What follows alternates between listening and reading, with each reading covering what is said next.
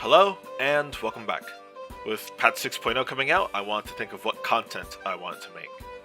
When interacting with everyone in the Discord and through the pack content I personally watch, I feel as though I had to really think through what I wanted to create. One thing that helped me in the past when I wanted to improve was VOD reviews, something I've done before on this channel.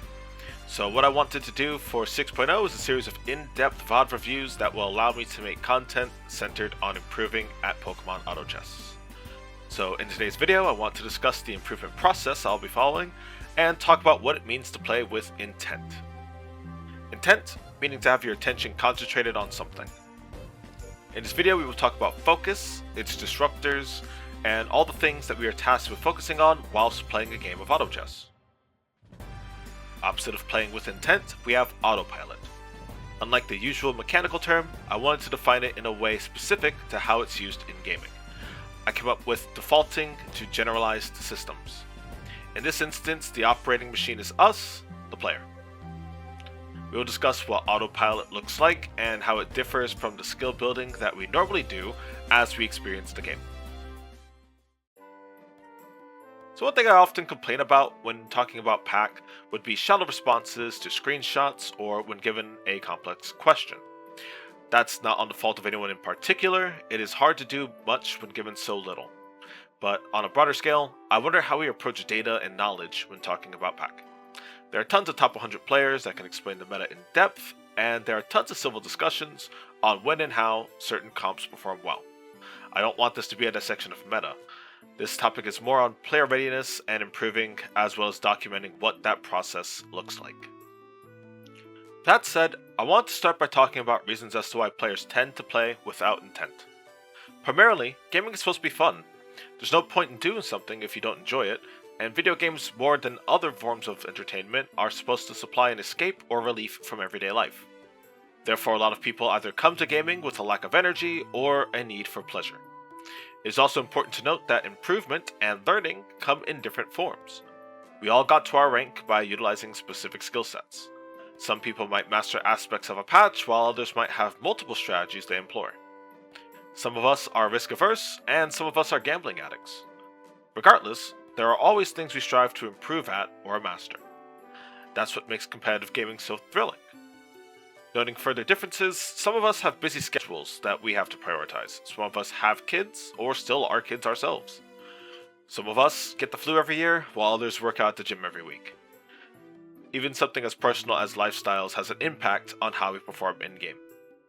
Why we play Pokemon Auto Chess is also steeped in our lifestyle, as it also dictates our internal motivations and which external factors influence us.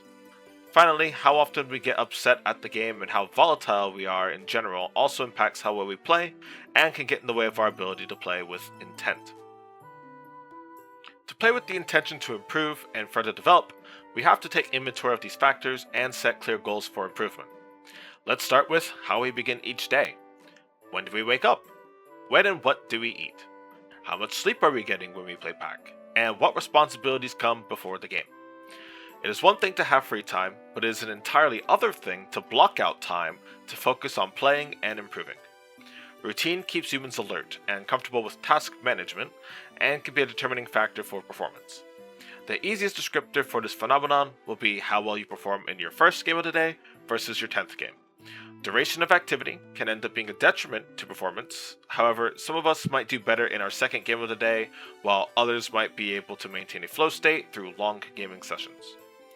There is a skill factor associated that we expect everyone to have, but typically it is more important to know your strengths and weaknesses instead of trying to play like everyone else. If you're like me, you play a lot of games, Pokemon and otherwise. The reasons why you play might be very different from mine, and over the years I've developed an understanding as to why gamers game. The model is three-pronged. Gamers game for fun, to quell a competitive drive, or to gain an opportunity and profit. This model has evolved over the past few generations, and as a result I would expect the relationship with gaming to vary generally based on the age. We discussed playing for fun in depth, but what about quelling a competitive drive? Being the best, or simply being talented at something?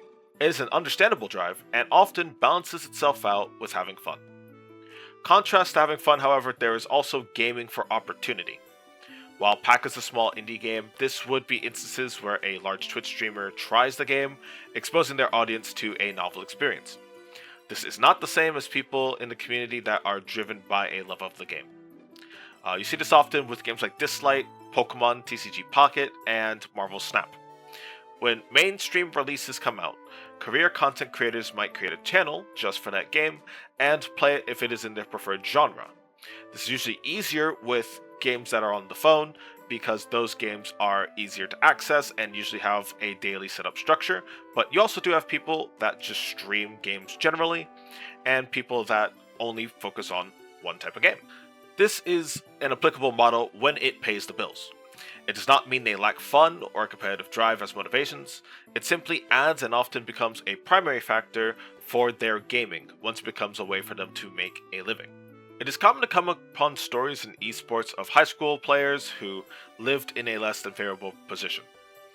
Their talents and motivation to play turned to success and a way to better their lives. It is rare to have parents support you in your gaming hobbies. It is not uncommon for us to be put down or even ostracized for spending a lot of time gaming. The guilt that builds from that is but one example of limiting factors in life that impact performance. Believe it or not, our diet, sleep schedule, and exercise routines are all connected as well, which is why it is now more common that professional players exercise daily and develop healthier habits for themselves. You seldom play at your best when you are feeling your worst. I'm not saying an apple a day keeps the 8th place away, but feeling good about yourself physically and mentally helps you enjoy what you love doing, and the more positivity you create for yourself, the less pressure follows you into your hobbies. Especially when you are older and have a lot of responsibilities, the last thing you want is to end your day frustrated at something that was supposed to be enjoyable. On to maintaining focus. Most games you're going to have to maintain awareness to make the correct decisions, and I'm sure you'd agree we do better without distractions.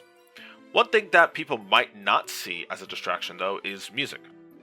Over the years, a lot of studies have been conducted on music's effect on concentration. It is something people typically associate with productivity, but even in car accident cases, lawyers will sometimes ask if the radio was playing at the time of the incident. I actually tried to read a recent research article on the topic and found that music could have a positive impact on low-demand tasks. This could be short in duration or simple monotonous tasks, with the genre not really being a big factor when it comes to personal choice. That said, I think due to Pack's nature, it might not count as monotonous or a basic task and requires more focus. I know I personally do really well when I play without sound, but sometimes music can help guide focus back to the game. I can only recommend trying different things to see what best helps you focus, as you'd be surprised what your mind relates to. Eating is another obvious one. If you're dead set on gaining elo, eating can pull your attention away in multiple ways. Firstly, your hands swapping between tasks will also take your mind in and out of the game. The reason why this is an issue is similar to why it is a problem when driving. The way tasking works in the brain is based on the part of the brain that is used. When you attempt to multitask, what you're actually doing is using the same part of your brain on 2 or more competing tasks. Think of it as watching a baseball game on the far left side of a field and a rugby match on the far right side. You can't fully watch both games, so you pick up bits and pieces of both based on where your attention is at the time. Eating, texting, doom scrolling on your phone, all of these things can take away from bits and pieces of information in your pack. The next one is even more obvious. If you are tabbing out of your pack match, you are completely pulling your mind away from the game. Just because the PvE or PvP rounds last a while does not mean there isn't anything to think about. If you have gold to spend or potential synergies waiting in your shop, you are underestimating the match. Even something as simple as knowing what potential matchups could come next would be a better use of time than fully pulling out of the game. So what should we be paying attention to during a pack match? If you look at your UI and board, there are a lot of components that make up the game. I won't waste your time, but some notable places to look include stage number, how much HP you have, and knowing what ad picks are in the game. You do have to intentionally look at ad picks and regions to see them, so I can understand not knowing every single possible unit in the pool. More often than not, there are some units, such as dragons, that might not directly relate to your comp, but can help with adding synergies to your team. It also helps to think ahead when you play. This all I'm sure sounds very obvious, but it can always help to get back to basics and think broadly about things you typically overlook. Multiple people have mentioned in videos and conversations that one thing players are too lazy to do is scout. To reiterate, scouting can save a lot of headaches, as it lets you know whether or not people are ahead of you on a particular team composition. If you're trying to play a reroll comp like bug flying, for example, it helps to know if someone pulled a Metapod and Kakuna before you did. You might also see a lot of people are playing the same comp already, allowing you to simply think of synergies that play well into the entire lobby, or thinking of item components that can shift the matchups. We can use our vast knowledge of the game units to think of what units we want to roll for. Every level will shift the odds, making it crucial that we manage our level properly at every phase of the game. Chasing a loss, forcing comps that you lost to, and assuming things aren't going to go well, there are a lot of ways to self-sabotage. When we play with a lackadaisical playstyle, we are not only sabotaging our gameplay, but we are also removing the fun from our gaming experience. Despite how much you might love the game, playing it every second possible might put a damper on things. And while sometimes determination can lead to short-term success, in the long term it is difficult to clearly see what is working and what is not, as instead of developing an understanding of the game, we are simply following a rudimentary gameplay pattern. After winning a game with Ghost 8, one might assume that Ghost 8 is the sole reason for success, while there could have been additional picks such as Sinisty, Golett, Drifloon, and Mischievous, enabling strong secondary synergies such as Artificial and Amorphous.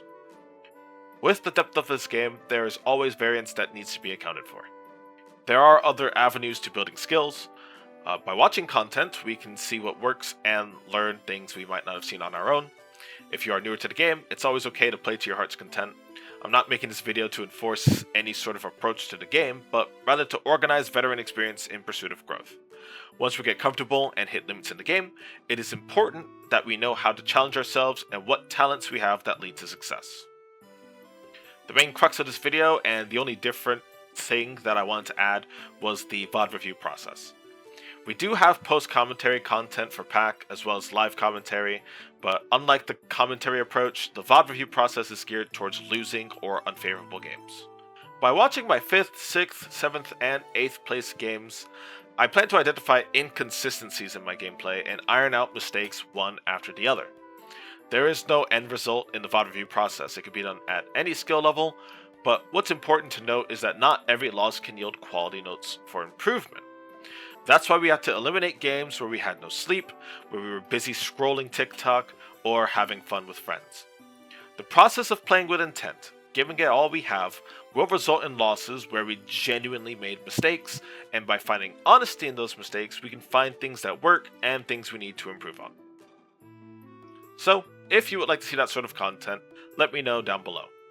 This has been a video where I got to sit down and talk about something I was passionate about and apply it to a game I enjoy. Hopefully you got something out of this and enjoyed it as well. Thank you, and until next time, I hope you take care.